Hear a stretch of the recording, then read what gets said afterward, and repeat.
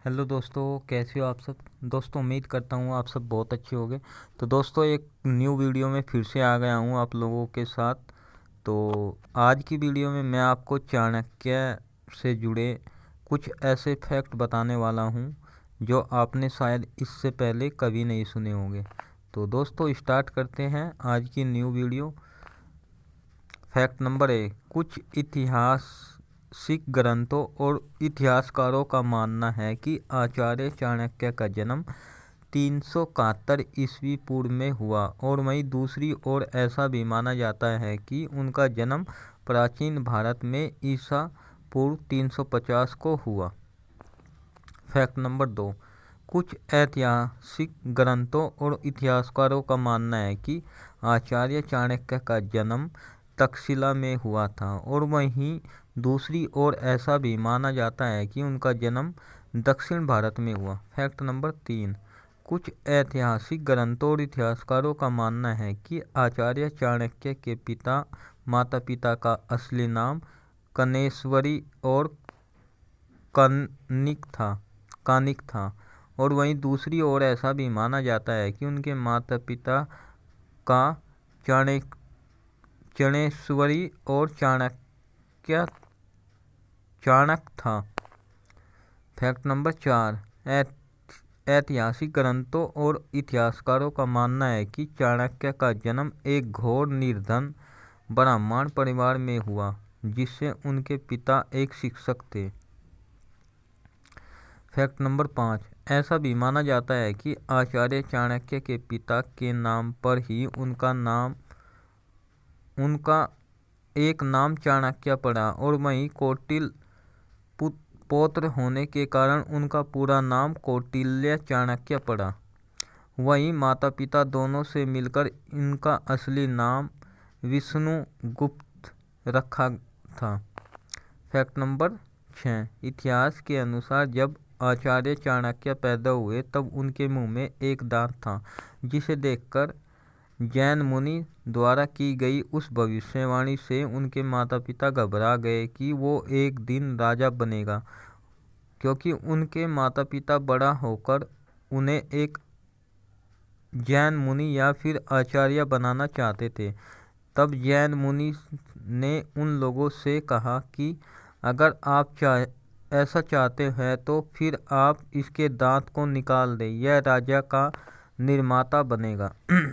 Fact number 7, आप सभी को यह जानकर बड़ा ही आश्चर्य होगा कि आचार्य चाणक्य का उल्लेख वायु पुराण, विष्णु पुराण, मुद्राक्ष, बृहत्कथाकोश, मत्स्य पुराण, बौद्ध ग्रंथ, महावंश, जैन पुराण आदि में भी मिलता है।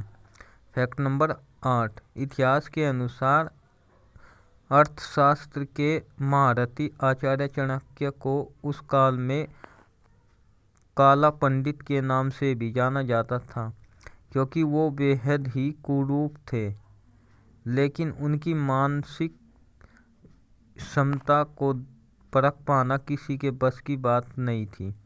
फैक्ट नंबर 9, आचार्य चाणक्य दवा और खगोल विज्ञान के साथ साथ समुद्र शास्त्र का भी बहुत अच्छा ज्ञान रखते थे, जिसके कारण वह किसी व्यक्ति के चेहरे के भाव को देखकर अनुमान लगा सकते थे कि सामने वाला क्या सोच रहा है।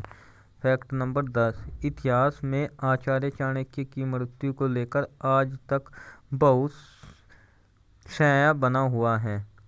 उनकी मृत्यु से संबंधित दो धारणा आज भी प्रचलित है। पहली यह है कि उन्होंने भोजन व पानी त्याग कर अपनी इच्छा से शरीर को छोड़ा दिया था। वहीं दूसरी धारणा के अनुसार वे एक षड्यंत्र के शिकार हुए और उनकी मौत हो गई। फैक्ट नंबर 11, इतिहास के अनुसार जब मगध साम्राज्य के नंद वंश के राजा धनानंद ने आचार्य चाणक्य को तिरस्कार करके अपने दरबार से बाहर निकाल दिया, तब उन्होंने अपनी चोटी खोलकर प्रतिज्ञा ली कि जब तक वो समस्त नंद वंश का विनाश नहीं कर देंगे तब तक उनकी चोटी नहीं बांधेंगे। अपनी चोटी नहीं बांधेंगे। फैक्ट नंबर 12, आचार्य चाणक्य ने अपनी प्रतिज्ञा को पूर्ण करने के लिए चंद्रगुप्त मौर्य को मात्र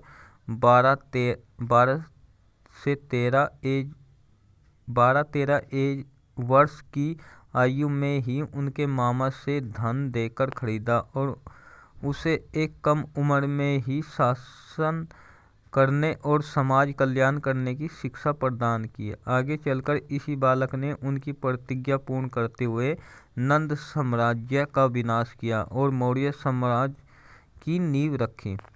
फैक्ट नंबर 13, ये आचार्य चाणक्य की नीतियाँ और दूरदर्शिता का ही परिणाम था कि आज भी इतिहास में मौर्य समाज का नाम भारत के सबसे बड़े और महान साम्राज्यों के रूप में दर्ज है। फैक्ट नंबर 14, कुछ ऐतिहासिक ग्रंथों और इतिहासकारों का मानना है कि आचार्य चाणक्य चंद्रगुप्त मौर्य को शत्रु द्वारा किए जाने वाले किसी भी जहरीले आघात से बचाने के लिए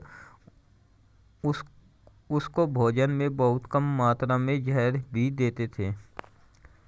फैक्ट नंबर 15, ऐसा भी माना जाता है कि आचार्य चाणक्य ने स्त्री और युवती की एक विशेष विषकन्या सेना भी बनाई थी जो कि अपने जहरीले चुंबन से शत्रुओं का विनाश कर देती थी। फैक्ट नंबर 16, आप सभी को यह जानकर आश्चर्य होगा कि ऐसे कई इतिहासकारों का मानना है कि आचार्य चाणक्य के पास जासूसों की भी बहुत बड़ी सेना थी जिसमें 9 प्रकार के जासूस शामिल थे और उनके कार्यों और जिम्मेदारियों को 2 भागों में बांटा जाता था। फैक्ट नंबर 17, इतिहासकारों की माने तो आचार्य चाणक्य ही वो भारत के ऐसे पहले विचारक थे जिनका मानना था कि राज्य का एक अपना खुद का एक संविधान होना चाहिए। फैक्ट नंबर 18, आचार्य चाणक्य की कुटिल नीतियों का ही कमाल था कि पहली बार भारतवर्ष के समस्त राजा एकजुट होकर महान सिकंदर से लड़ने के लिए आगे आए जिसके कारण उसे भारत से जाने के लिए मजबूर होना पड़ा। फैक्ट नंबर 19, आचार्य चाणक्य एक महान लेखक भी थे। उन्होंने अर्थशास्त्र और चाणक्य नीति में अपने विचारों को व्यक्त किया है जिन्हें आज के समय में बड़े बड़े देश की सरकारें अपनी विदेश नीति में और प्रसिद्ध अर्थशास्त्री इकोनॉमिक में अनुसरण करते हैं। फैक्ट नंबर 20, कुछ इतिहासकारों का मानना यह भी है कि आचार्य चाणक्य की महान सम्राट अशोक से भी मुलाकात हुई होगी जो चंद्रगुप्त मौर्य के पोते और बिंदुसार के पुत्र और भारत के महान सम्राट थे। हालांकि उन दोनों के मुलाकात की पुष्टि करने के लिए कोई भी लिखित साक्ष्य मौजूद नहीं है। फैक्ट नंबर 21, इतिहास के अनुसार आचार्य चाणक्य बिंदुसार की मां की हत्या का